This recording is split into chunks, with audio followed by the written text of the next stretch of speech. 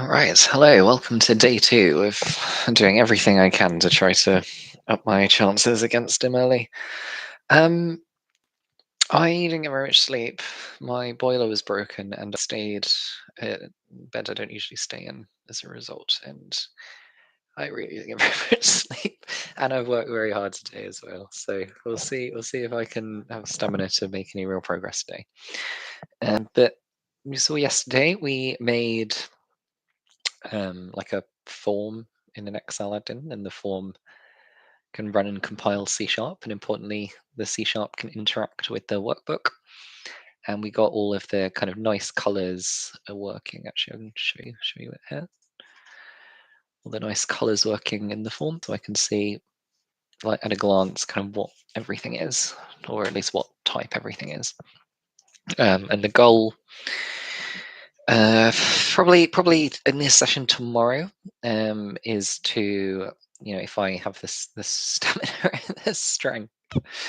So yeah, so tomorrow the goal would be to basically parse out all of the level data into effectively text classes here, and maybe I can have little like buttons down the side here somewhere that is like, go check my, I don't know, level 5 definition or something, and a load of helper classes that will kind of do common operations. And I think that plus um, the ability to kind of interact with interop here makes this probably quite a lot more powerful than the Python that's natively in Excel. Certainly for me, as the one who doesn't use Python. And that means if I get a case where this sort of thing can work pretty well, maybe I'll stand a better shot. Not a good shot, but maybe a better shot. We'll see. I think this is more likely to up my win chances in that round specifically than just doing lots of practice. I don't think I can out practice Dim. Cool. Okay, so what the goal I want to do today is basically have like red underlines when the syntax doesn't work. I'm just gonna let my dog in one moment.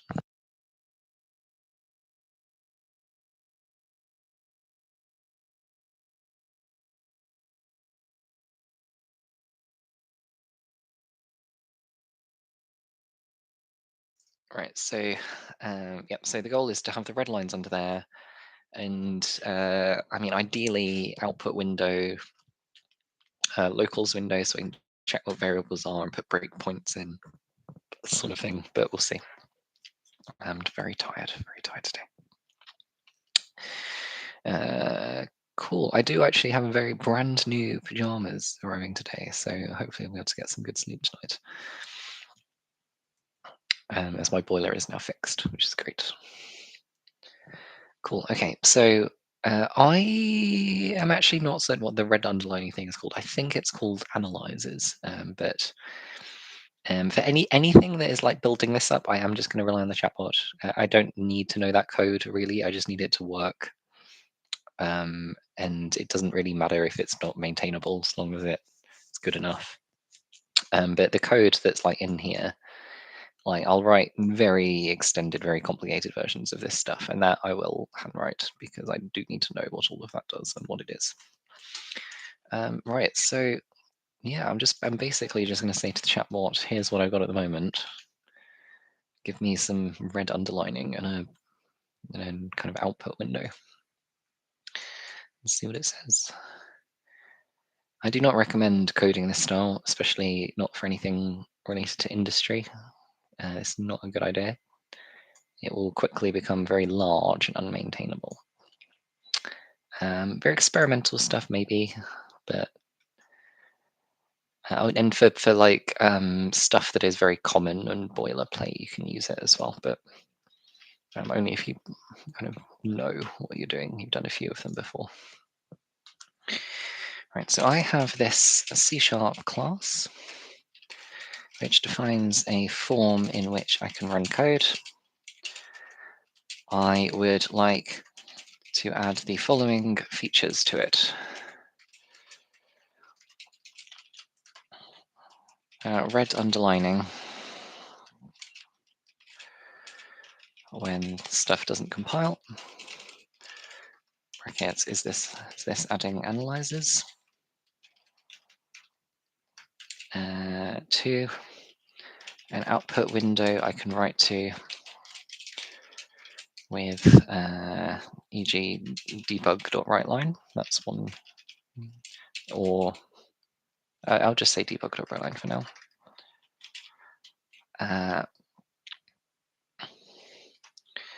And then if the above are already a lot, then skip these, then skip these.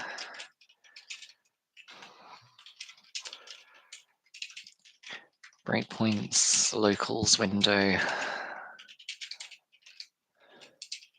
call stack window. What else do I use? Error list. Error list goes with the red underlining. So that's just basically a list of all the places that don't compile that you can kind of click through to go to them. Breakpoints, local window, call stack window. I think that's all I want for now.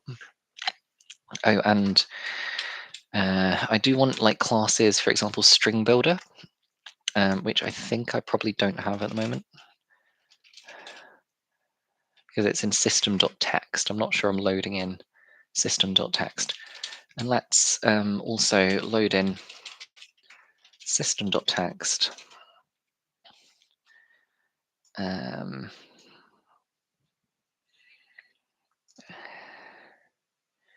to think if there's anything else I want to load in. Probably not. Like it is going to be like for the simple case, for example, you load in like large number manipulator, but I think anything like that is going to be a bit specific. I don't think like off the top of my head there are enough generically useful packages that I would want to add something else. Like, I definitely don't want to add like the threading stuff. Like, I really don't want to be doing that. I might need system.reflection at some point for some of the things that I'm doing. It's already. And add it at the top of the visible stuff as a default using namespace. Cool. Okay, and I'll just paste my code. I probably should have pasted in before. A long talking tangent. And let's just, while that's running, take you through what the code looks like.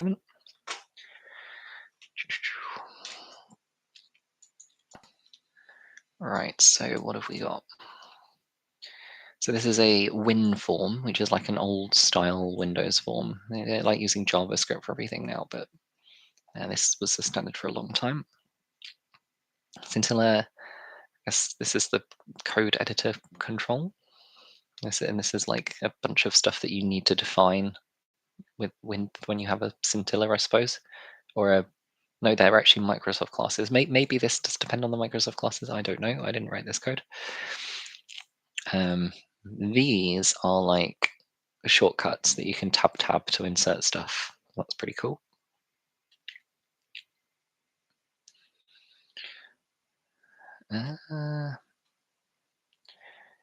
So we make our form. Oh yeah, I'm manually pointing at bin debug because the stuff it was suggesting wasn't working with that.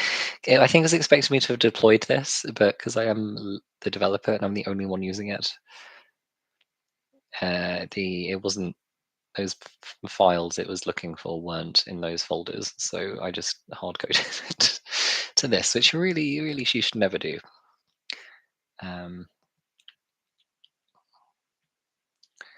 Then I guess when we load in Roslyn, we need to provide it with these Microsoft Code Analysis things. So what I'm expecting for the red underlining is like another one here, basically, which will be dot analyzers, and then there'll be some code around like load in this analyzer. And then there's, I think this is like not really very optimal. This is a bit messy. But it looks like there's two documents. There's the host document and the script document. And the one I'm editing is the script one, I think. And the host one is just always present, and it's what's giving me access to the Excel object.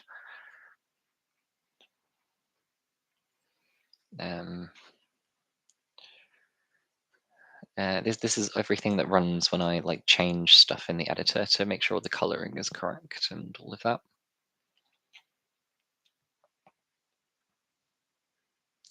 It does need to like send stuff down on queued threads because like if it updated the colors straight away, it might block me typing in the next character. So there's like this task.delay and stuff is about trying to make that process smooth.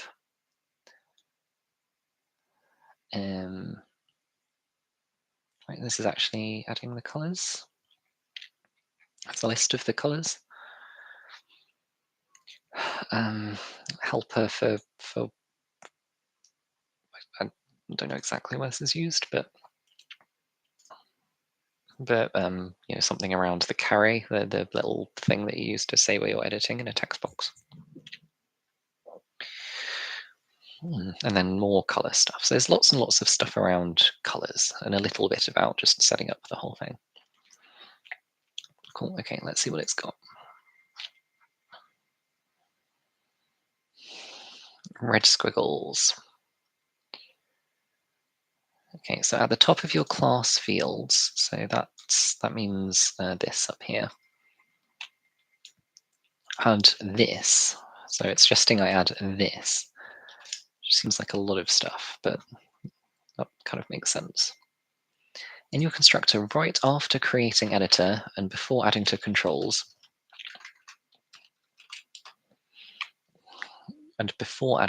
switch to a split layout with a bottom tabbed pane. Okay.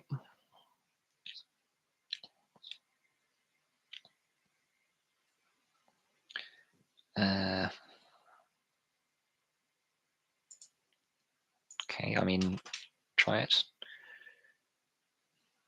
Okay, this we've not copied this in yet. Configure a red still in the constructor after editor is constructed. Add this. Possibly here, maybe. Schedule compute diagnostics and paint scrolls. Editor.text changed. Editor text changed. This wants me to also hook Q diagnostics on a text change, so that I guess that diagnostics will be adding the red lines. Here is the diagnostics method. Paste it in now. Okay, what is this? The await operator can be used async expression. This isn't async expression. What? Marking this, is this a lambda expression? Async.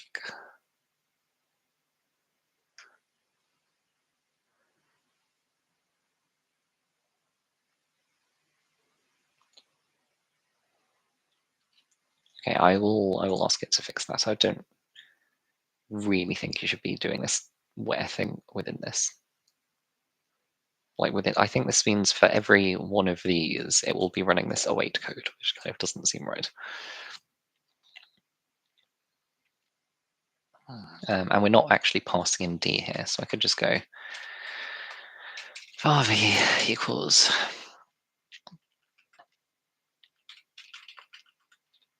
that. What is this actually? Is it a syntax tree?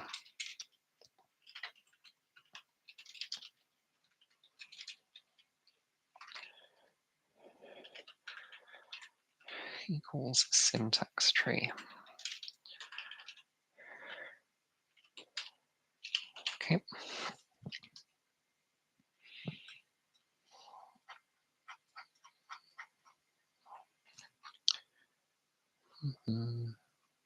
There's the one that will, when I click on the arrow in the arrow list, it'll take me to the issue. That's good.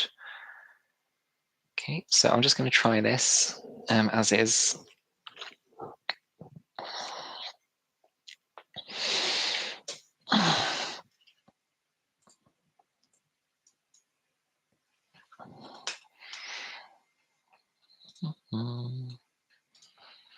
I will show you what it looks like.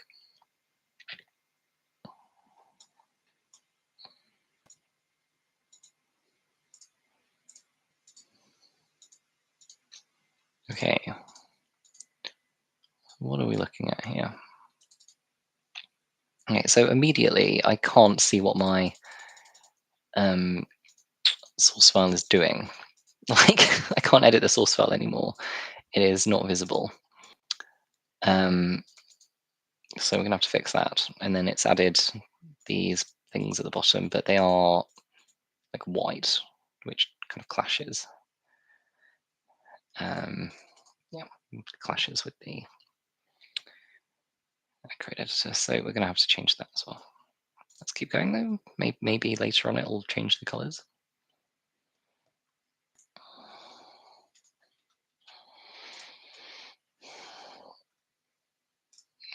Cool. So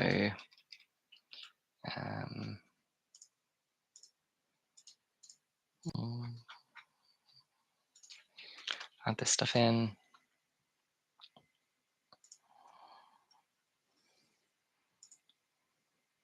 Add this near the end of your constructor after creating output box.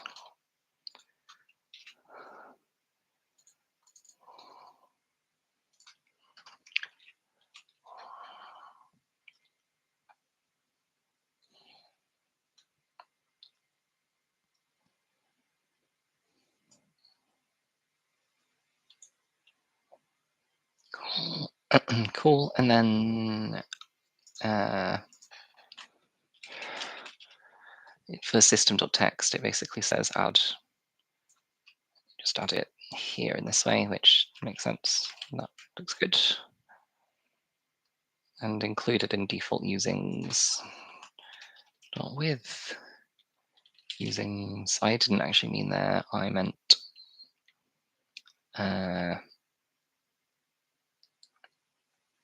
what I mean, where's my like F7 thing?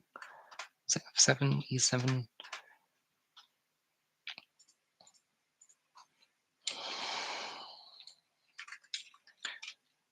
Host.excel. Here it is. Okay, so I'll just add using system.txt here.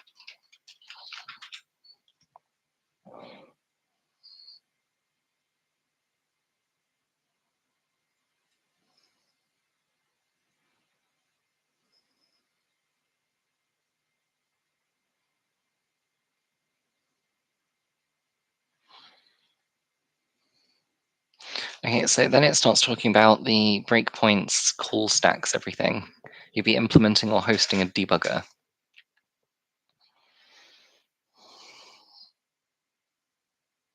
So yeah, suggest doing that separately, which sounds good to me.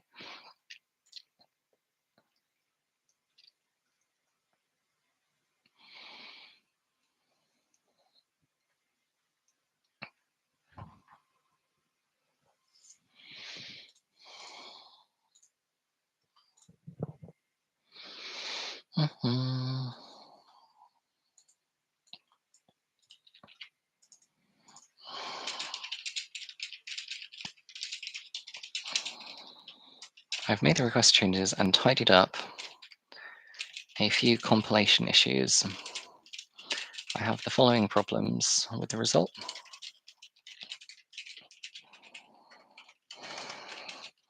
The actual code editor is no longer visible. The new buttons, sorry, the new areas are light theme, whereas everything else is dark theme. And then I'll just give it a picture of the form, which hasn't changed since I showed it to you last.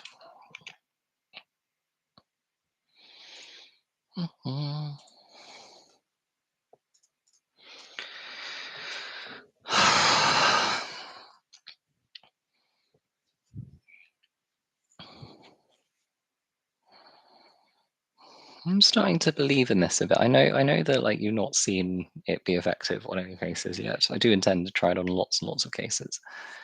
before Saturday. Um, but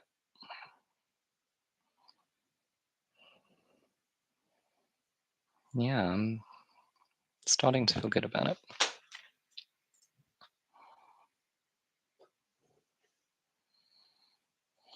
Mm.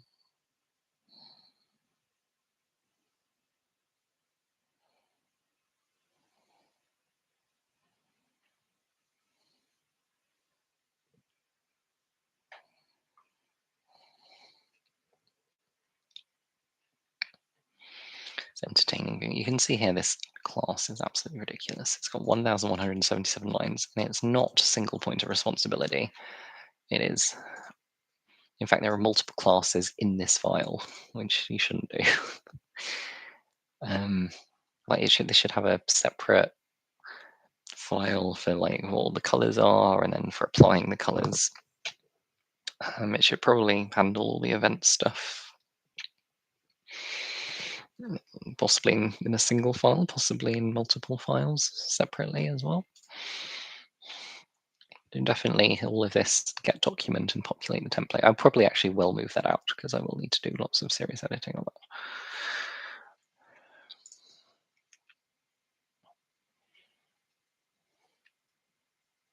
Cool. Okay, so it is finished.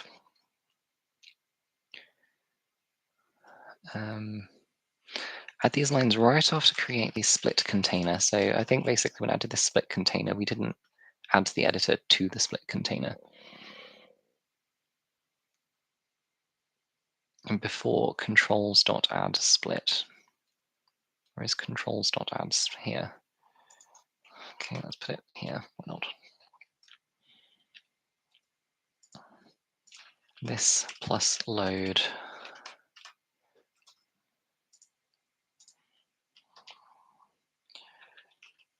Cool. So that's giving me a good split distance. Dark theme for you for new iPads. Put this after you make each control. So I'm basically just setting the colors on these bits individually. That makes sense.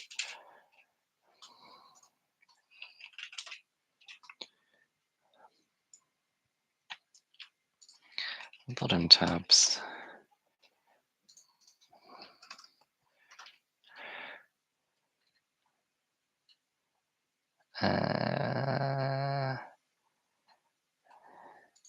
Bottom tabs, tab pages. This is the last one, so we can stick the changes to that there.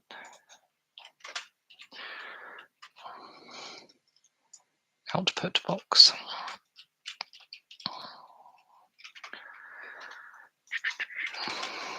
Cool, so I could actually set these within here, but I don't want to edit all that code.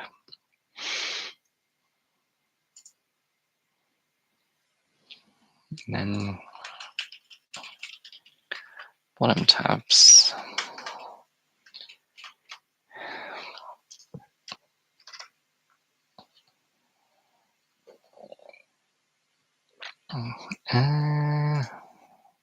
System Windows forms.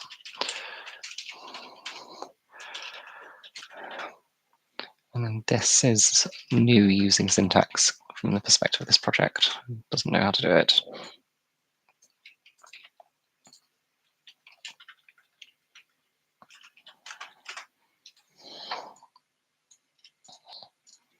Okay. And it's got changes to error list.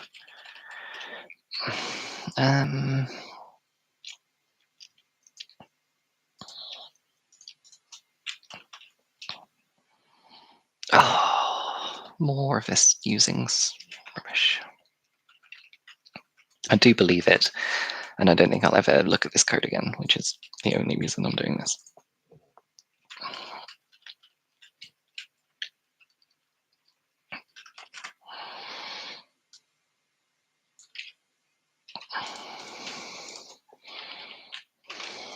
I think like I probably won't bother with the locals window and adding a debugger.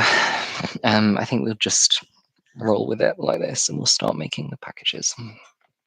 And so that would be like, for example, starting to parse out the case data. Mm.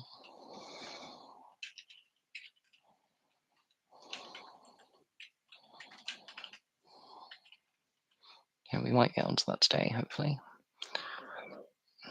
2 small guardrails. Okay, so it says optionally add the guardrails. I'm going to try it first and see if there's any issues.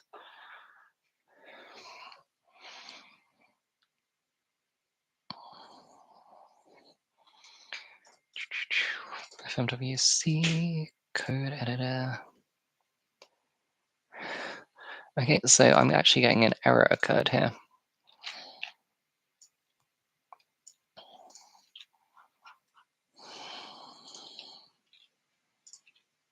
And the code error says, what does it say? Basically, when we make the splitter, the widths we're providing don't make sense. So we're making like half of it bigger than the whole thing, presumably, or something like that. This is god awful code, but it's fast and it's due by Saturday. Not only is it due by Saturday, it is due in a working, usable format where I can outperform myself at Excel using this C# form by Saturday, which is a tall order. That is a tall order.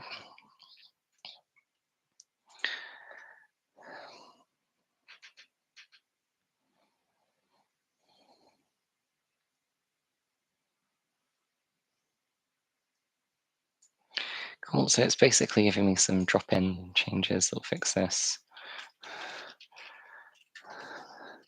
Status strip equals, sorry, dot.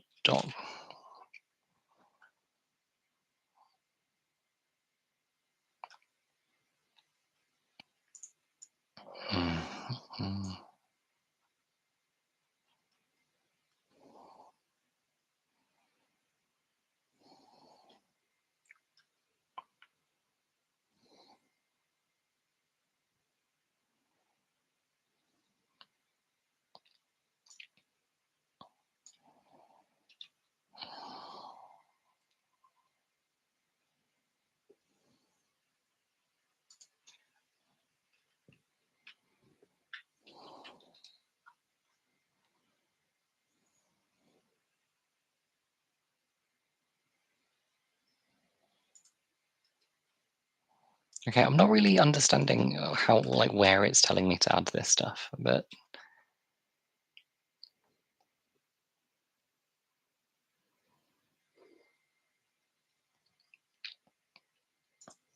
replace your current this dot load block with this.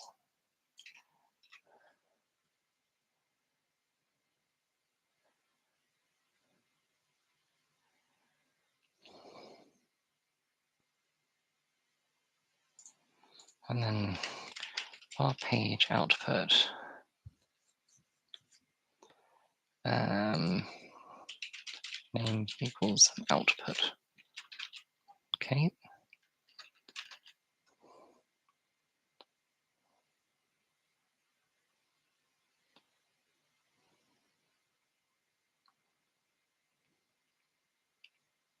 It says I'm adding split twice.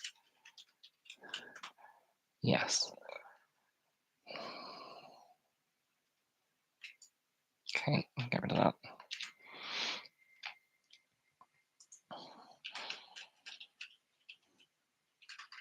Split dot panel one dot controls dot add editor. Yeah, that is there twice. Get rid of this one. Okay, let's try that.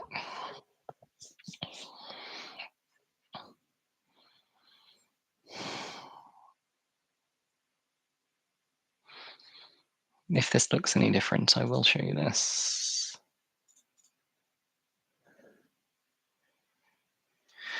Okay, I'm actually still getting the same exact error on row 256. 256? 267.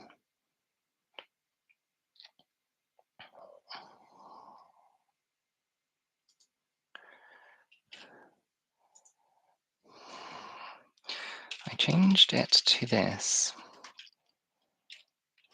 I'm getting...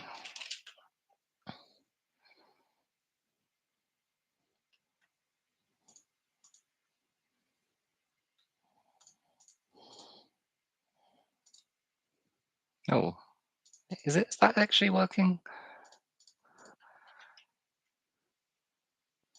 Let me rerun this.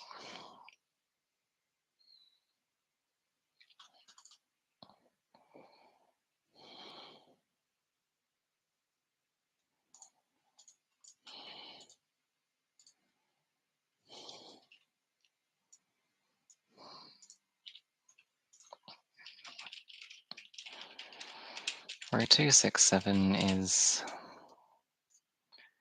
What is row 267? There is a shortcut to go to line number, but I don't know what it is. It's that.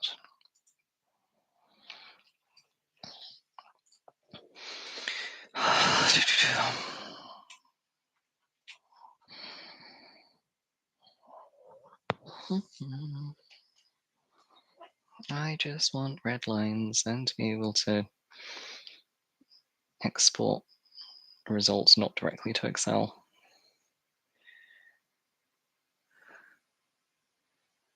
And also to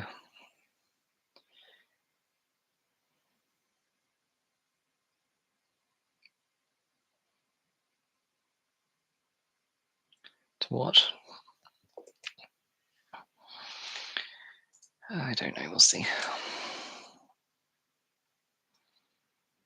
Okay, remove the inline assignment from my split container initializer. Split equals, so remove this. Set the distance only after the split was done. So here is a method to set it safely. God, there's a lot of stuff in here.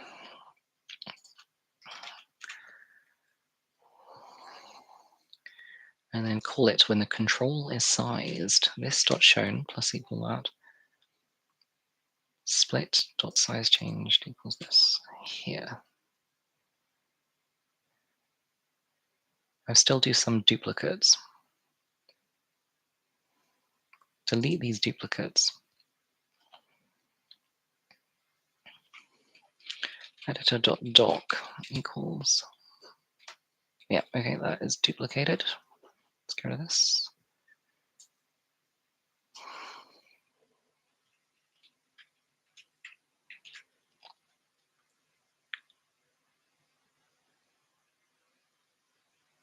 Controls.add. Split.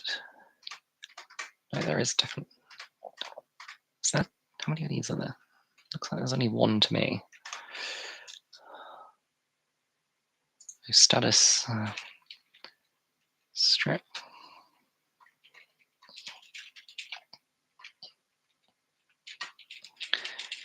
Equals new.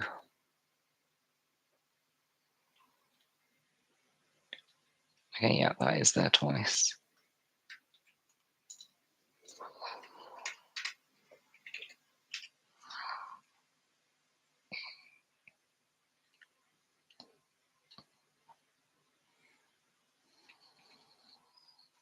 Okay, let's give this a go.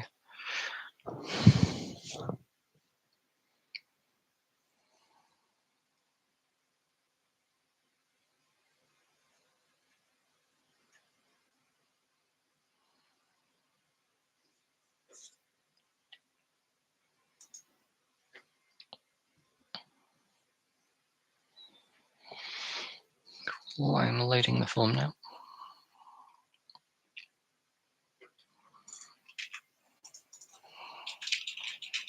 Okay, I'm actually going to start a fresh chat because I'm actually still getting exactly the same error. I have set up some code which will create a C# editor form for me in Excel. I'm getting the error in the screenshot.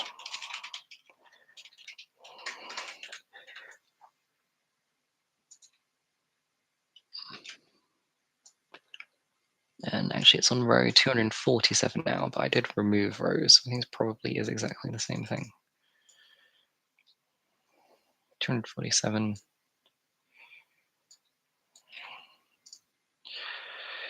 On why is this? And then paste in all the code.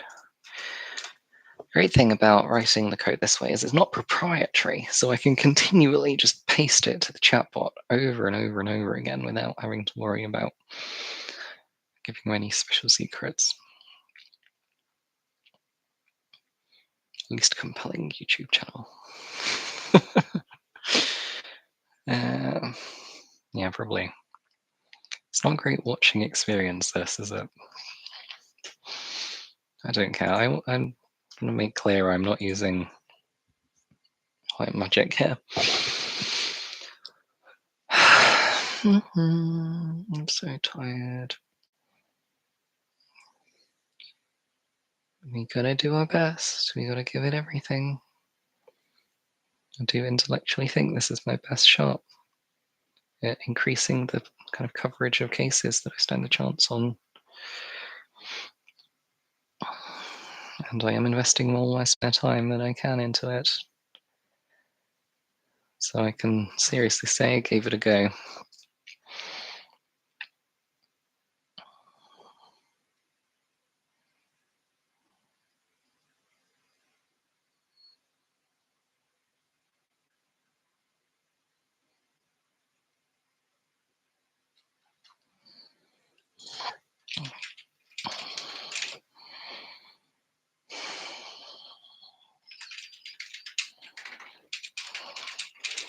It's given a few suggestions.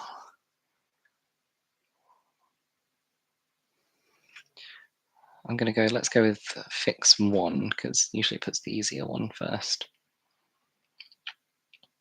Please give the exact drop-in code changes. It seems to be operating the impression I have any idea where anything is in any of this code.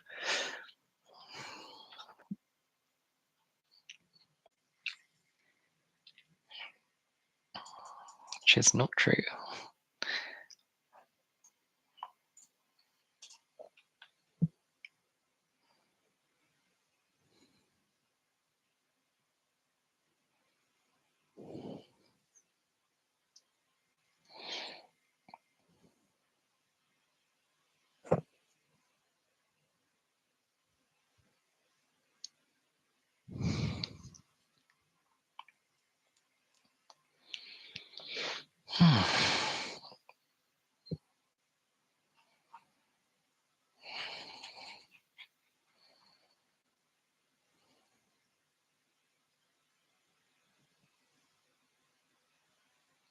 Replace your current split creation block with this. Okay, so the idea is we're basically just not setting these.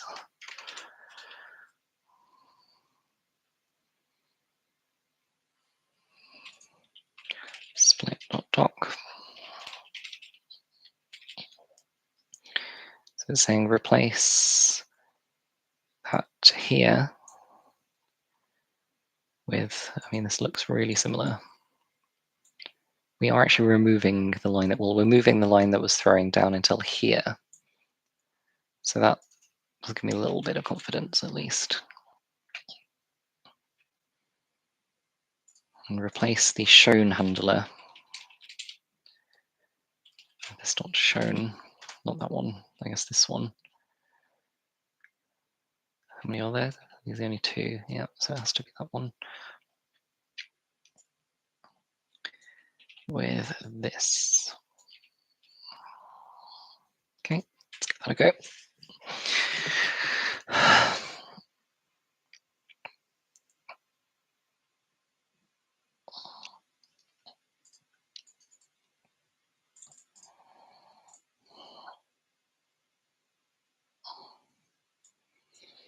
Okay.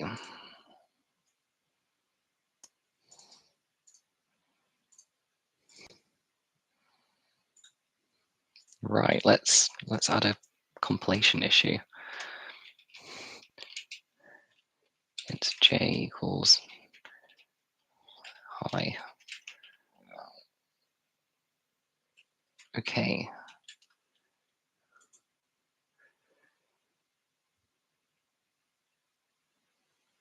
Great. Okay, we have freaking C# editor with code changes. Okay, fantastic. Let's commit this as is.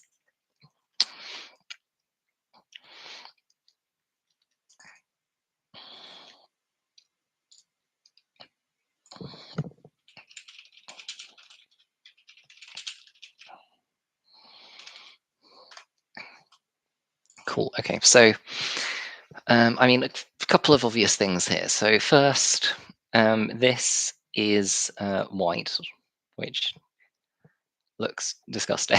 So we want to change that. Um, I think that is just like setting the background on the split, basically. Secondly, this you see here, there's a warning and an error, and the warning is just like you might want to know about this, but you can still run the program. And the error is, okay, this is actually an issue. I cannot run the code while this is here. So I want to disambiguate between these two things. So what I want it to do is do green lines for warnings and red lines for errors. Cool. And also when it opened it to output, which I don't really want it to open to output. So I want it to open to errors. So I'll tell it to default to errors as well.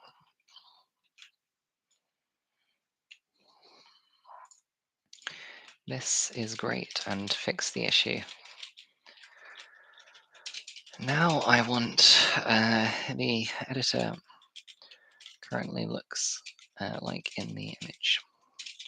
I want the warning severity errors to be underlined in green, not red. And I want the errors tab to be active when the form opens. And I want the background where the errors and output tabs live to be dark instead of light. Too cool. And then I will make sure I pasted that image in, and I will paste my code. I struggle to call this my code, to be honest. I certainly wouldn't want to take ownership of it, but I will take the utility of it.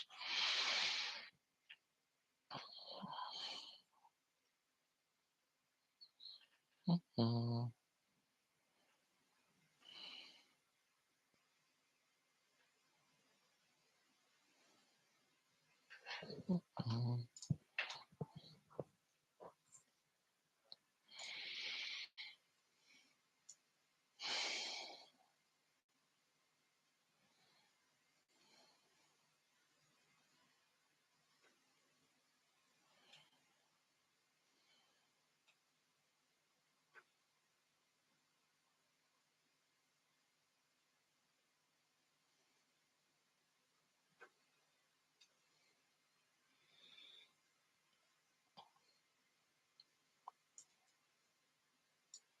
Okay, near indicator error.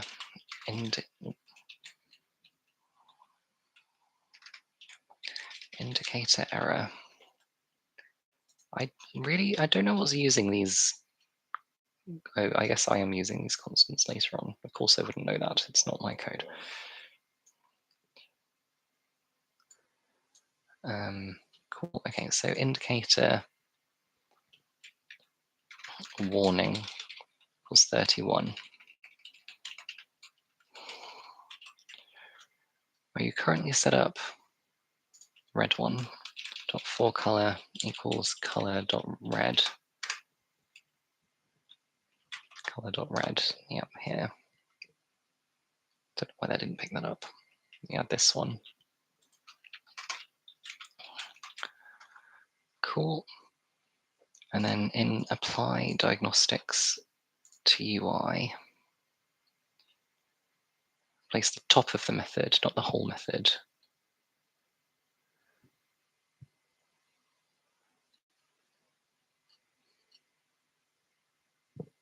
Um, okay, I think it basically is doing this.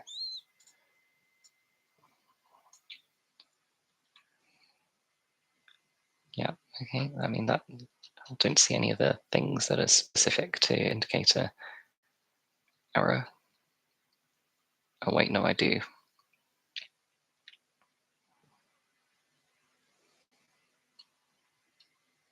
Up here. Yeah, okay.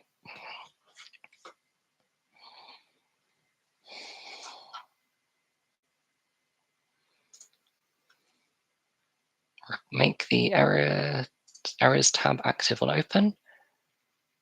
Replace this block with this.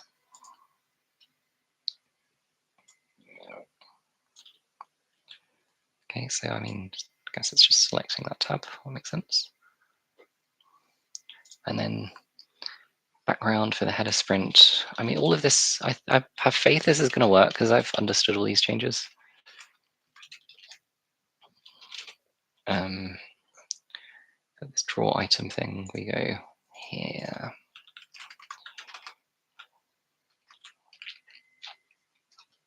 Cool, let's give that a go.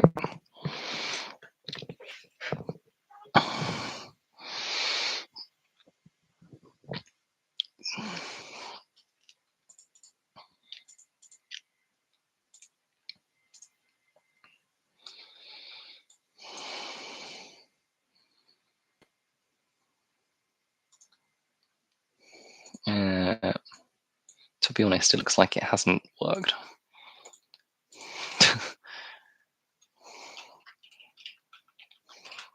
Okay, I mean, the green warning squiggles has worked, but only when you first type in. What did I tell it to do? I told it to make this not white. That clearly didn't work. And I did open to the output tab as well. I made those changes. The warnings are now green, but the tab strip is still white and the output tab was still open on entering. Also, let's make... No, actually, I don't want to run the... Do you want to run the warning thing? Also, let's run the warning error thing once when the editor loads.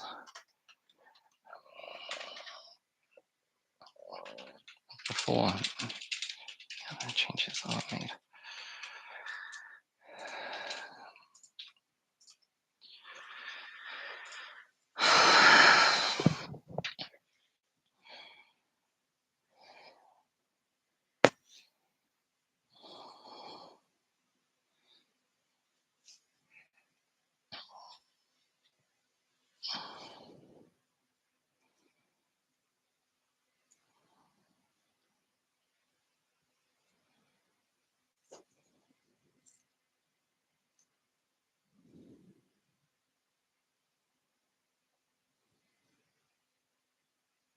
The other thing I haven't tried is I haven't tried clicking on this.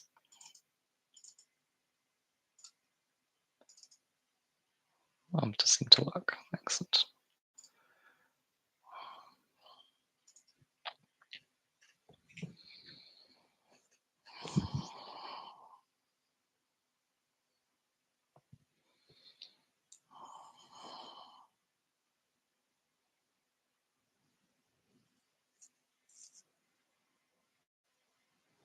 Any other namespaces I can think of that might be useful?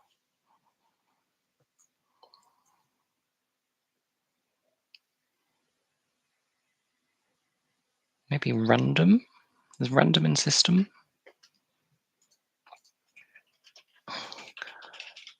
Random equals new random.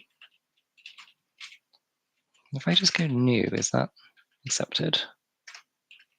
Yes, excellent. random dot next.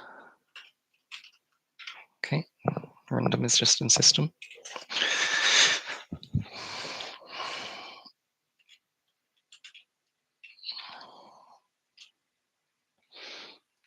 Okay, we got 3 fixes coming up.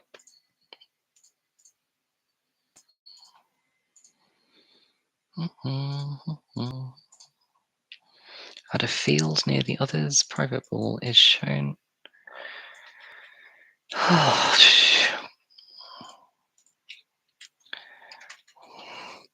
In append output, change the auto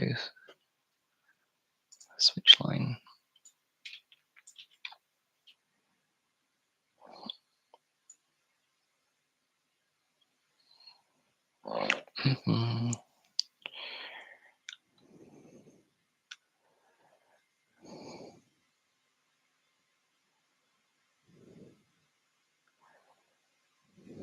Why would I don't want to automatically select output if there is output. Let's just get rid of that.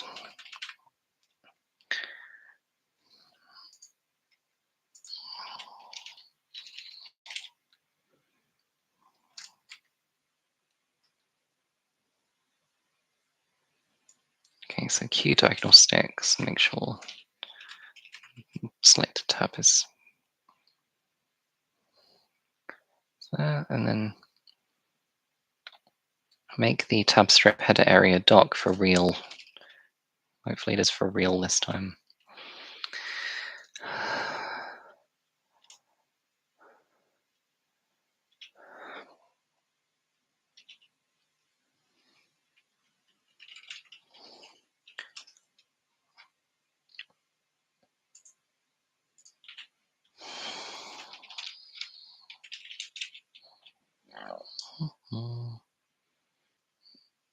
New dark tab control. That's it, okay. Build errors. No, I do not want to. All right, because I didn't put this in the other class. Fine.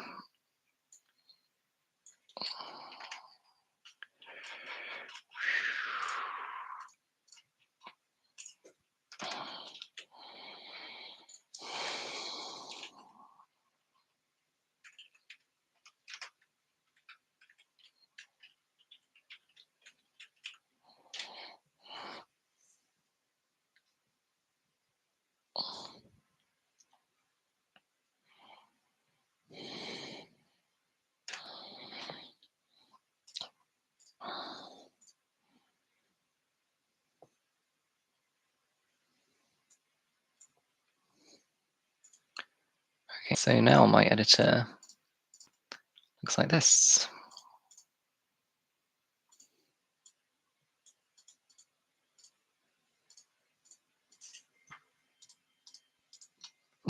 Okay, so what's happened is it's worked, but the dark tab control is like blocking the visibility of the tab headers. So I'll tell it that. This has worked, but now dark tab control is blocking ability of the tab headers, but they are still there and they are still clickable.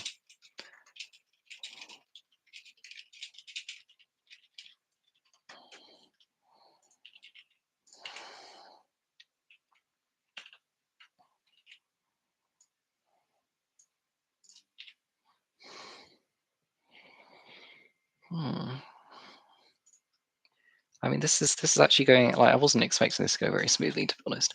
It's going smoother than I expected. And I think we might be able to start writing out libraries. So we might start with Harry well, yeah, we'll start with Harry Watson's Whodunit, but we won't actually solve the questions to start with. We will just be defining all of the classes and stuff for basically retrieving all of the data from the workbook.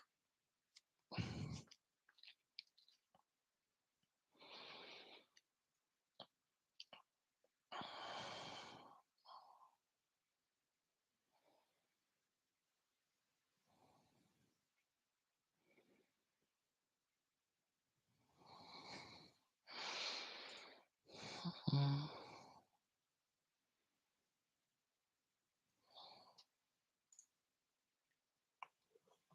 So it's suggesting I just replace my dark tab control with a different dark tab control.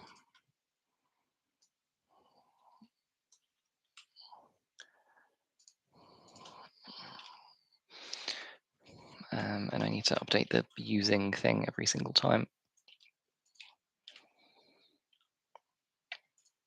And then I need to remove the bottom tabs dot paint handler because we're not going to use it anymore. We're basically coloring it black in a different way.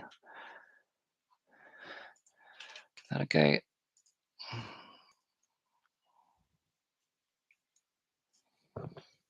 Mm.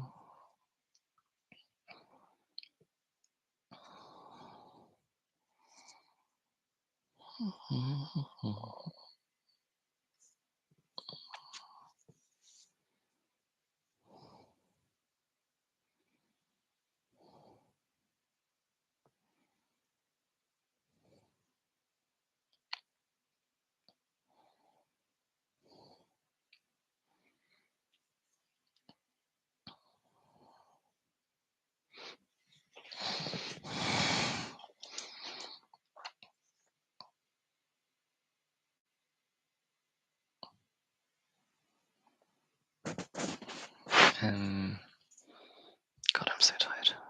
It's blacked out.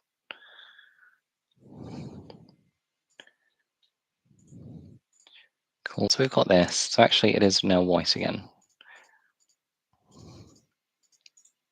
which is kind of annoying.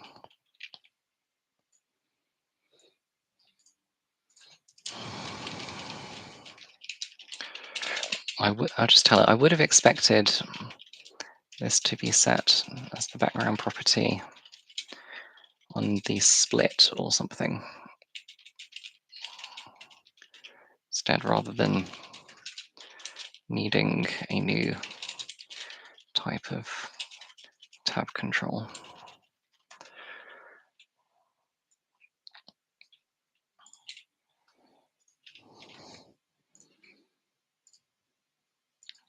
So the new using style isn't available in the C# version. Okay.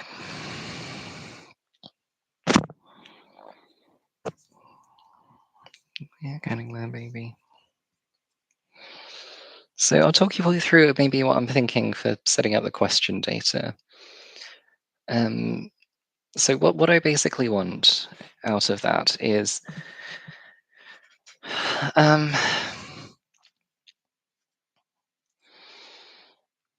so for question data, it's usually laid out like column-wise next to the question data. So I think I want firstly a class which will be basically each property will be the different columns of that data and they'll be all like typed correctly. So if you've got like a string and maybe then a double or something, then you would get a class definition that's like level 5 data, and it has level 5 data maybe dot name and dot quantity.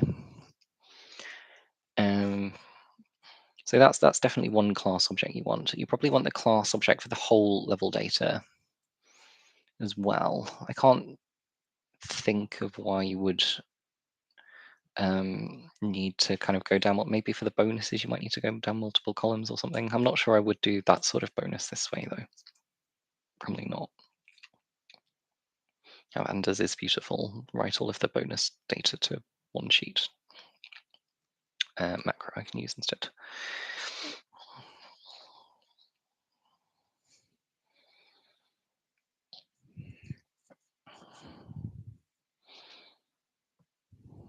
So yeah, I want that data.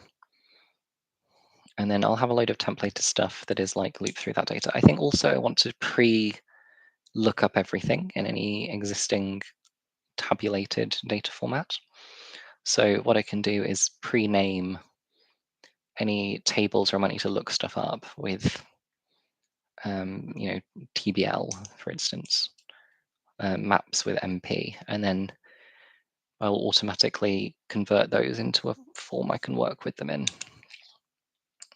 When the code editor opens, it'll be filled in already with stuff like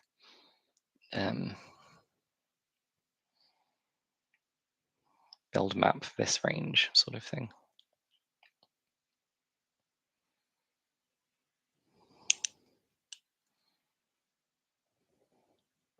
I think I do want all of these classes and things actually written out straight up in the edited file, the file I'm editing, because I might want to make changes to the classes as I go as well.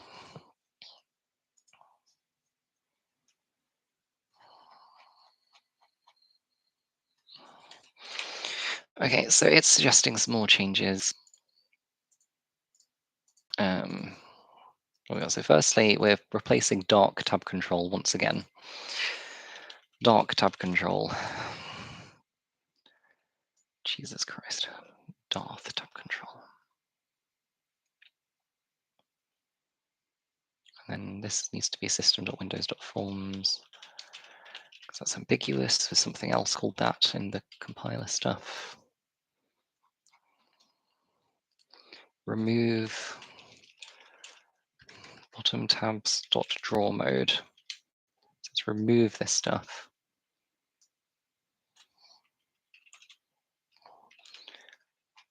Okay, let's give this a go. I might just have to give up on this if this doesn't work. I might just have to have the ugly white strip.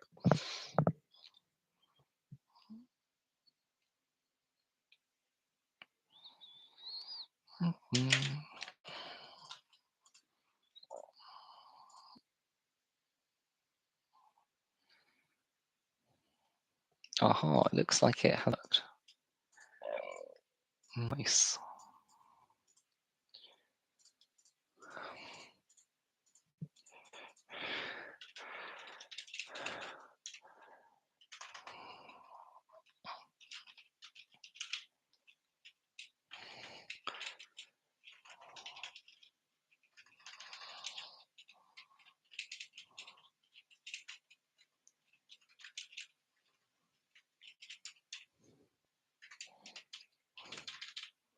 Okay, run that.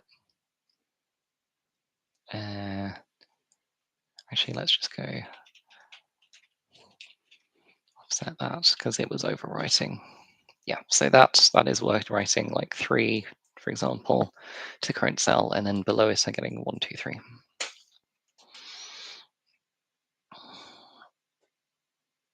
Nice. Okay, that surprisingly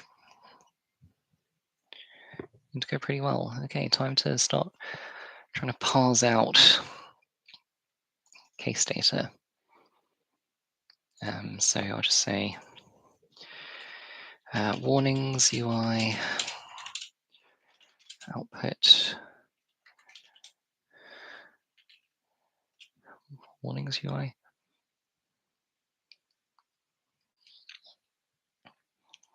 Warnings UI output. Analyzes for UI, output tab, and errors tab.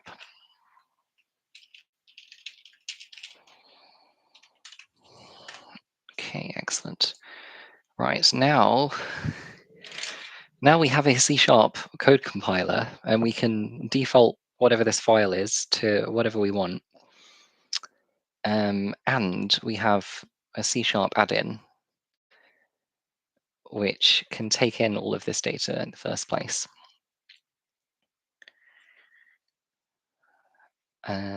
We can now start kind of making our data class definitions.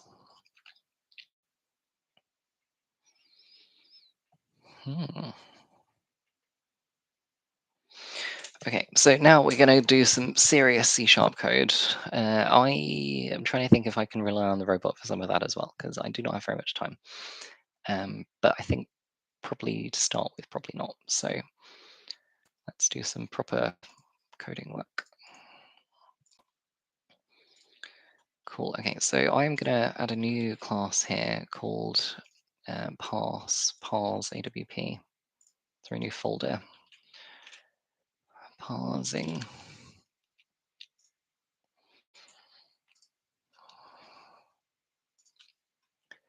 I don't know. I really don't know why it's defaulting to ribbon every time. This is ridiculous. Also, you can't even see what I'm talking about. So, I'm so sorry. Okay, AWP parser, public static class AWP parser. This is going to take have a method in it called public static AWP, AWP? No, MEWC. Sorry, I'm confusing my acronyms. Okay, MEW. Let's do case parser. AWP is specific to something in Operis. It's not something you should know about and don't. All right, public static case parse. Cool. So now we've got to define what a case is. So I'm going to add a folder called DTOs, data transfer objects. We're going to have a case in it. Actually, I don't want to call it case. I'm going to call it MEWC parser. I will call it MEWC case. And that's because case is a keyword in C#, so it'll be annoying to refer to it in the traditional ways. All right, MEWC case. Cool. And what is an MEWC case? Well, this is a list of it's public list of MEWC maps, public list of MEWC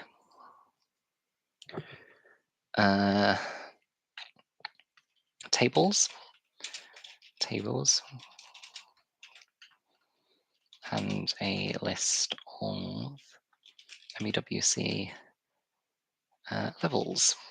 levels. Cool. Right, now what are these? Well, an MEWC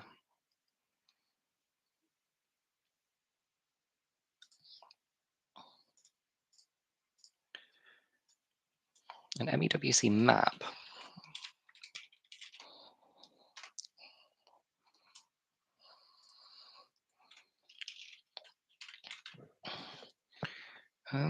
Do we need anything from here actually? Like we need a listed record of it. We need a name that it's on.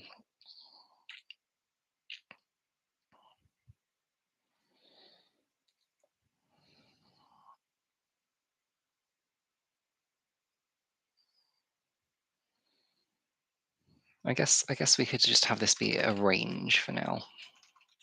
Like we're not trying to parse anything out of the maps necessarily. We will convert them into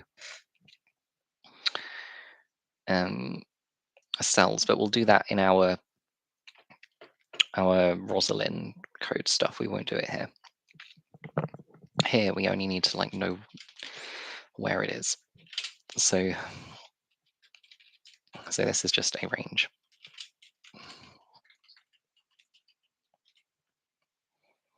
Actually, if it is literally just a range,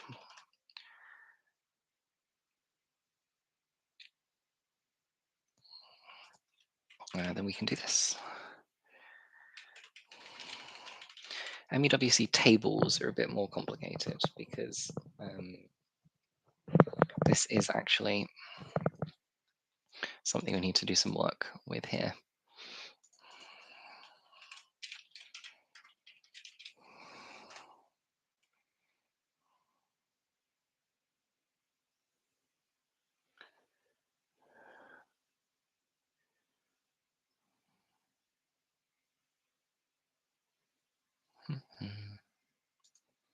Okay, so here's my table. This is going to have a, actually let's have data type, public enum. What data types can we have in Excel? We can have null, we can have not set, if we haven't set it yet. We have string, we can have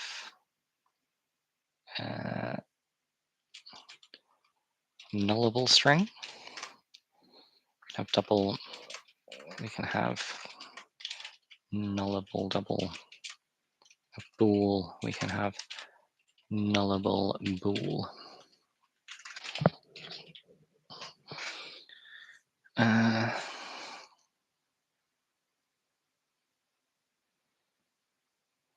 Anything else? I mean, like errors under the hood are stored as ints. I have occasionally, or in situations where I can't remember, you either get a float or a decimal back when you ask Excel for a cell value. I really don't think we're going to run into that though.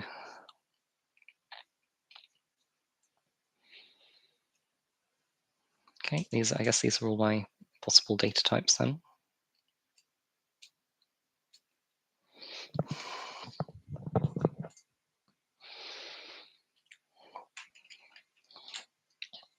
So MEWC table is a list of MEWC table columns.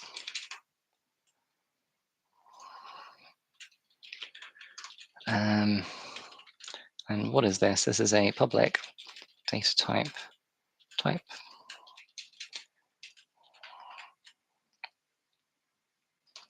Say public int column or column number.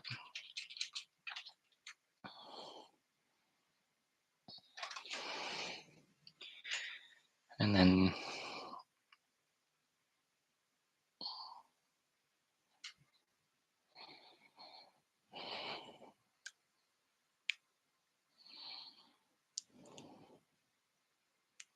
yeah, so we have our table. We get, like, let's say column 1, it's a load of strings with people's names in or something.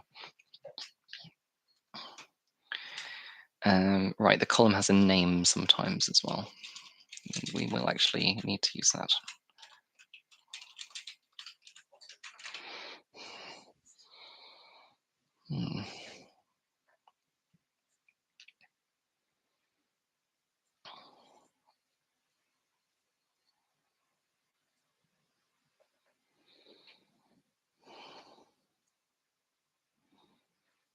Right, MEWC table also is has a range on it. So public range table, public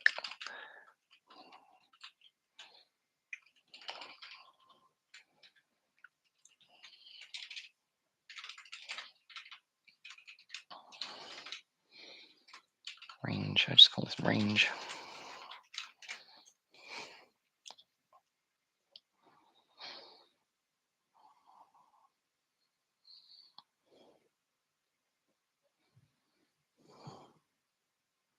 Actually, I think my game data is going to have almost the same structure as this when I think about it.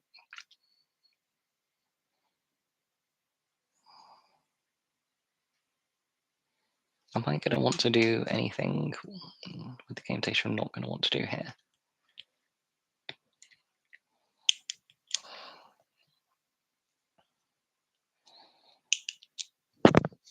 Don't think so. Okay, so actually we don't need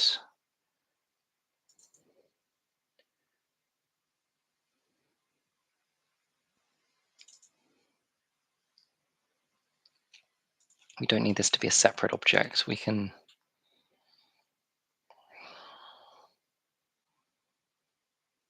I mean, it has a level number on it.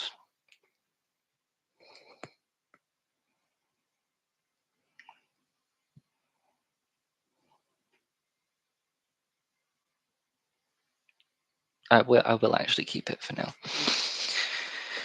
Um, okay. Right. What are we doing? EWC table.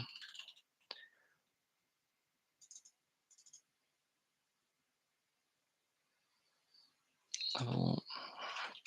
AWP parser. MEWC case parse. Workbook. Workbook.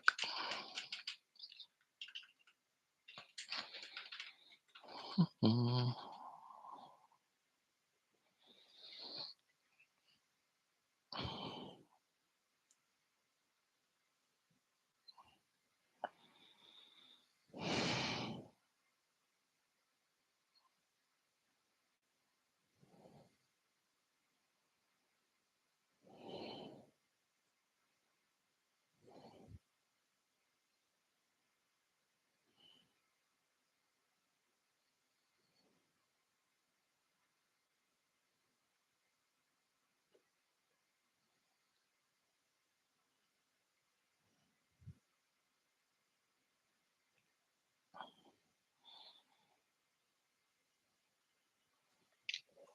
So tired. Sorry.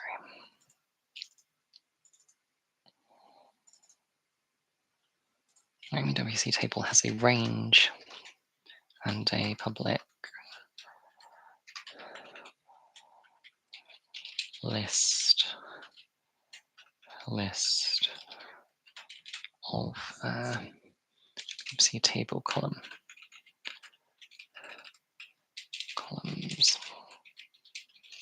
What else do we need to define this? If you've got a table,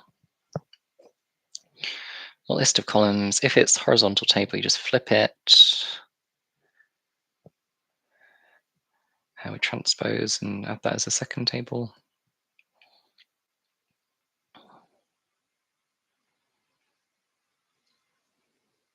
No, I think that's it.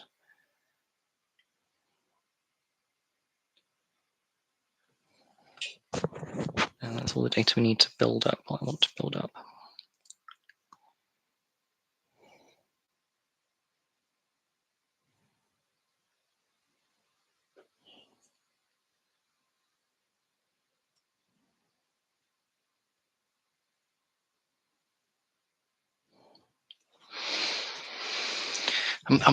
This is weird. I'm not used to having so little data here, but it's because most of the work is in the other compiler. Okay, what was the other one?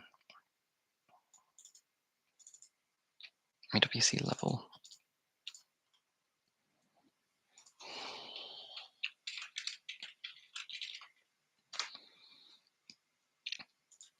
This has a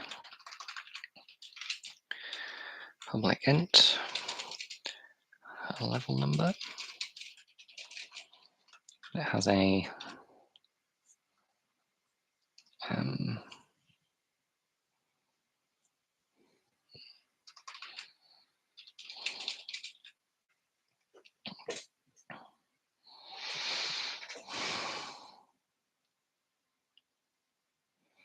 it has an example range.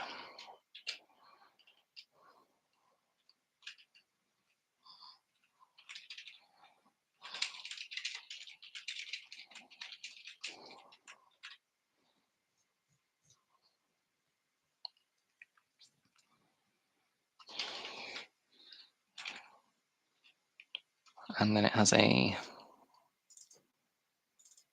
list of MEWC. Let's just say MEWC columns.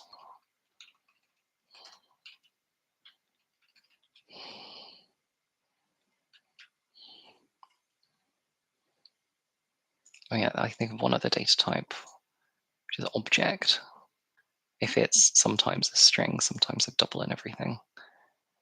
I think I just want to turn those all to strings in that case, though, always. So I think we just stick with string for now. Question range.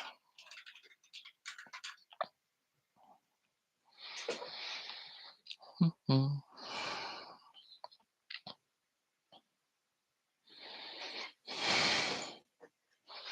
then a list of MEWC columns.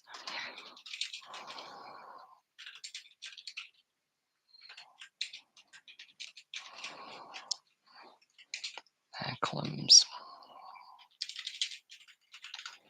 Right, level number checks out. Subrange checks out. Question range checks out. Columns checks out.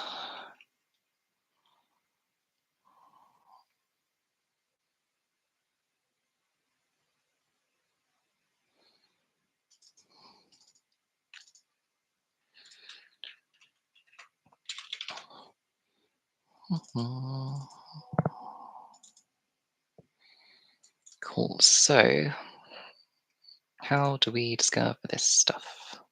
Okay, well, we can always rename the case sheet to case. Certainly when this parse thing runs, I want to be able to see any errors that are happening.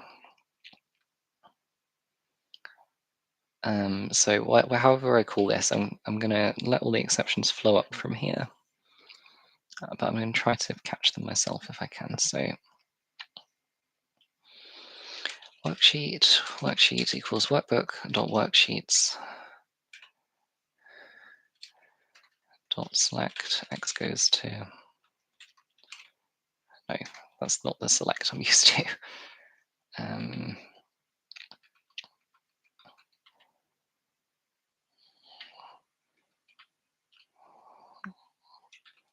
Worksheets of type worksheet.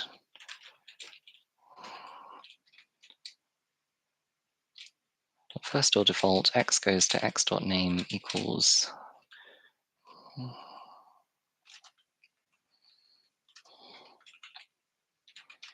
first or default, x goes to x.name equals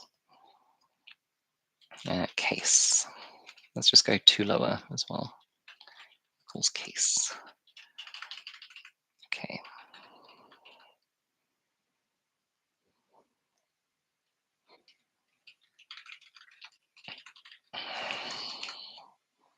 So we have our case worksheet.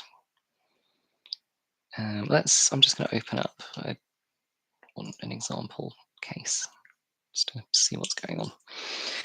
They are really strictly aligning with the case format structures that I might even be confident, especially because there's such little time, literally just going, this lives in column B, this lives in column C. And where's the last case I did? Oh, I've been through everyone's lambdas, which is why I have to scroll down so much. Malice in Wonderland. What's that case that we did recently?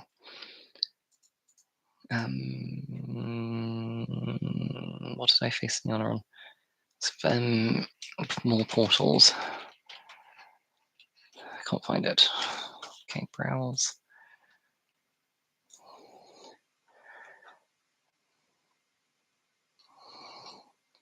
Kiwi Holiday. Oh yeah, that's because it was just called last 256 case session 2. Cool. So here is my last 256 case session 2 worksheet, and see there is a worksheet called case here, and I'm basically just going to use this to guide what I'm looking for. So yeah, I mean, it looks like everything in column B I want. Column B intersect with the use range, and then I want to just basically look down and find cells that say example in, and I use that to drive where the case data is.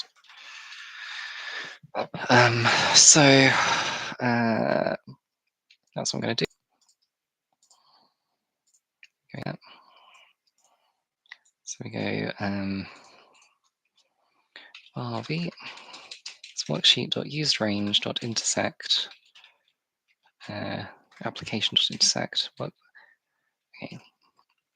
I mean application app workbook wb equals app.active workbook, or this workbook. Let's go with active workbook because I can at least manipulate that. And then we want app.intersect. And we know there will be stuff on the used range, so I don't have to worry about that being null. Worksheet dot cells 1, 2 dot entire column. Sorry, as range. Because it doesn't know it's a range for some reason. I don't know what circumstance it's not a range in, to be honest. Entire column. Okay, so this is column B.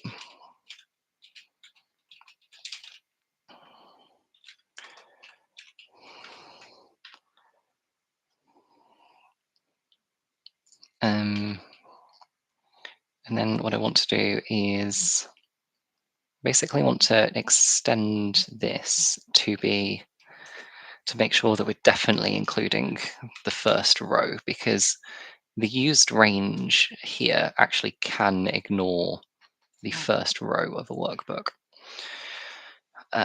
So how do I want to do that? I think if I just go dot,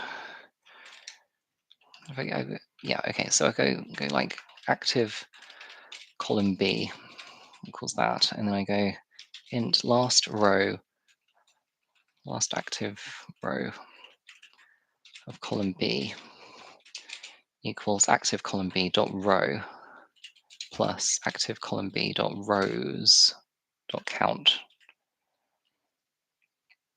And that will give me the, I think -1. So let's say the row was 2 and there was 1 active row. Yeah, so -1. Actually, the -1 doesn't matter. Like we're not going off the edge anyway. Cool. And then we go object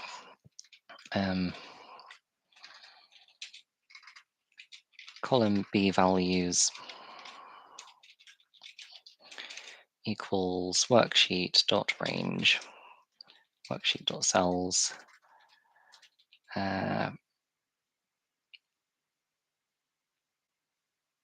and let's go from 1, because the idea here is I'm going to use this to work out what row numbers the data is on, basically. Yeah.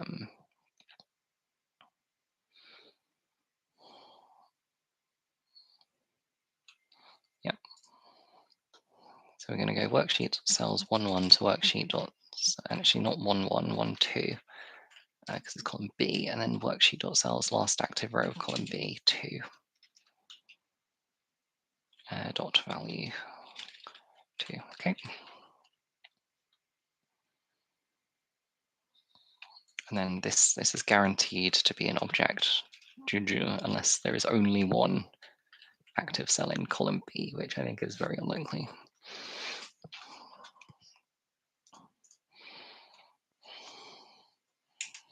Cool. And then basically what we're going to do is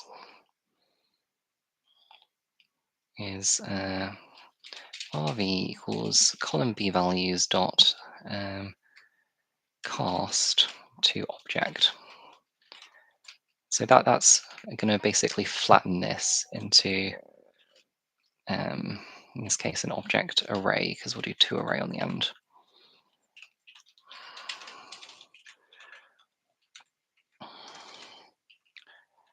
Can I make this faster by passing in a number? No, I can't.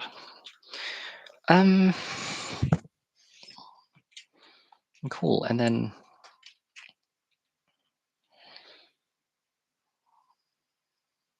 so int question number equals 0 equals 1. I guess we start with question 1. Let's also do MEWC case result equals new MEWC case here.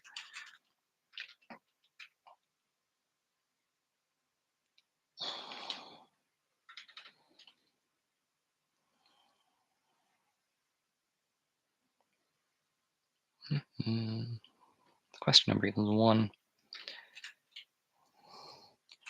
for yeah.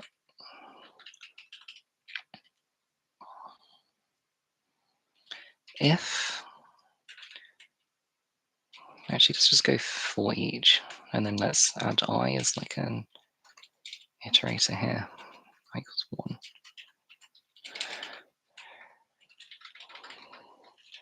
For each in flat column B,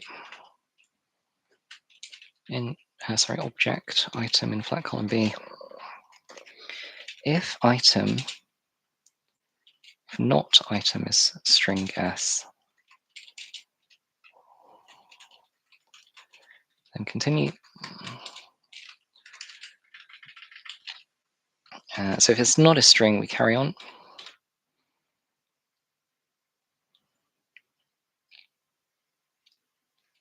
Let's also have a bool here for was last item example.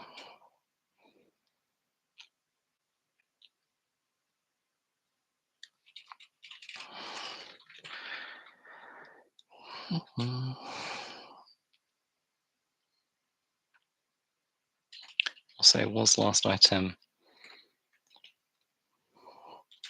null after example. Yeah, okay, so if not was last item example and was last item null after example, then we ignore strings.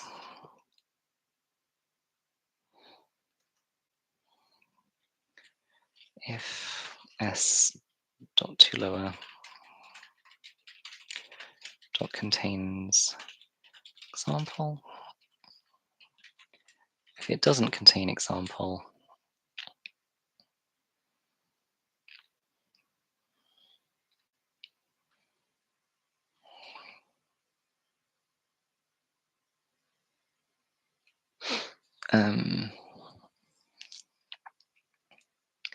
what do we do if it doesn't contain example? If it does not contain example, then we can continue. But otherwise, if we've not continued there, then we know the last item example equals true.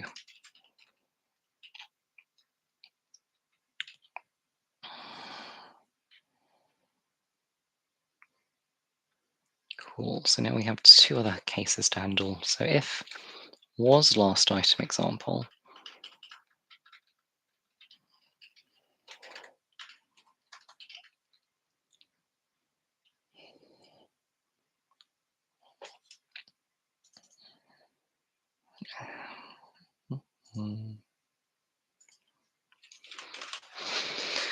if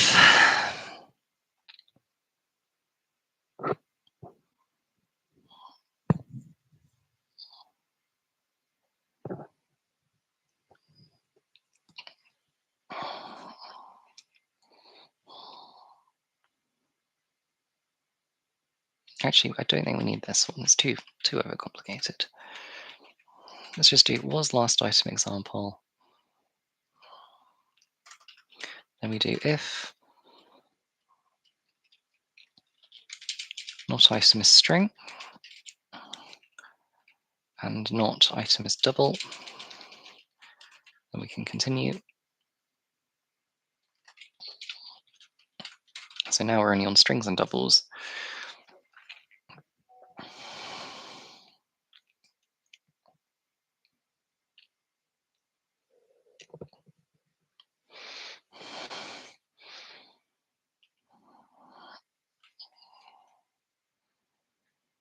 And then what are we trying to fill in?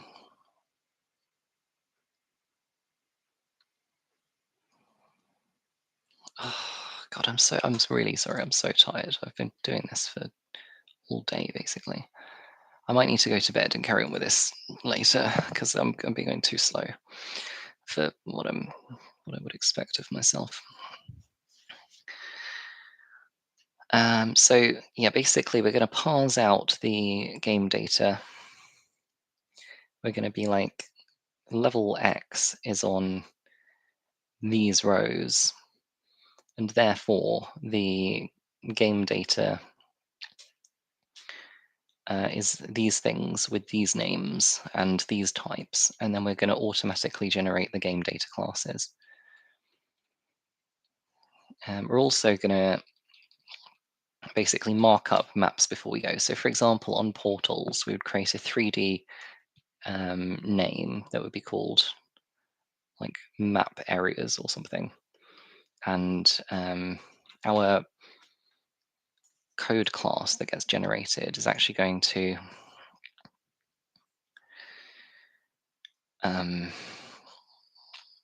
kind of populate a load of basically data on cell objects that we come up with. It'll have like a row field, a column field, and a load of like helper methods and stuff. And I'll be able to do this like level 1 portals, for example, by saying like all the templated code will be there, except I'll have to write solve level, open brackets,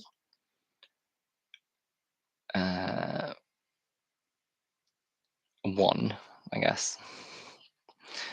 And then I'll have to pass in basically something that says in map portals dot cells dot where x dot sheet equals data dot sheet, or data dot area, sorry, dot count x goes to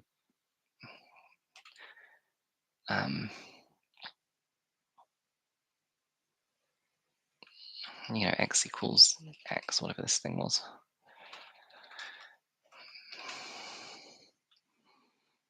But yeah, and like this one, for example, you'd be able to say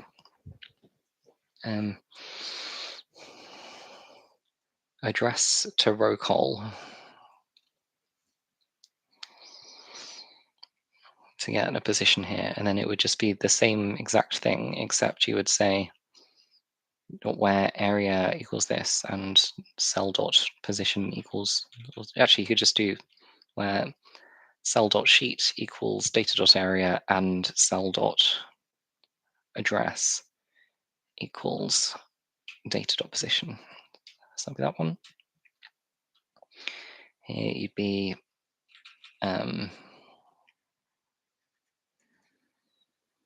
you basically, it's a very similar thing, but you're just doing like a sum over x to x dot row or x dot column, depending on which of these it is, which you can do with an if statement. What about this?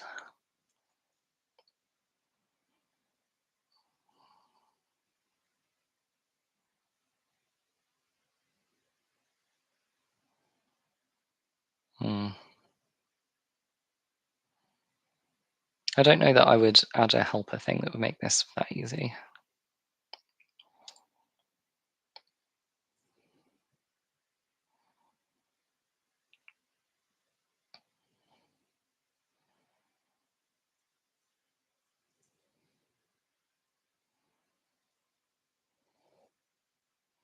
So each cell is going to have a tag on it. Actually, it's going to have like several tags on it that I can just set to whatever, just a public object tag. So what you probably do is loop through the map, use the tag field and say, if I'm an X, my tag is 1 plus my left, or if my above has a tag, then it's 3 plus that. Which is kind of similar to what I did. This, there'll just very easily be a minimum distance thing for this. So it'll be cells.where worksheet equals data.area, and that, what's it called? Yeah, okay, you have to tell I'm too tired to do this. Okay, I'll come back better rested tomorrow and give it a better go. See you soon.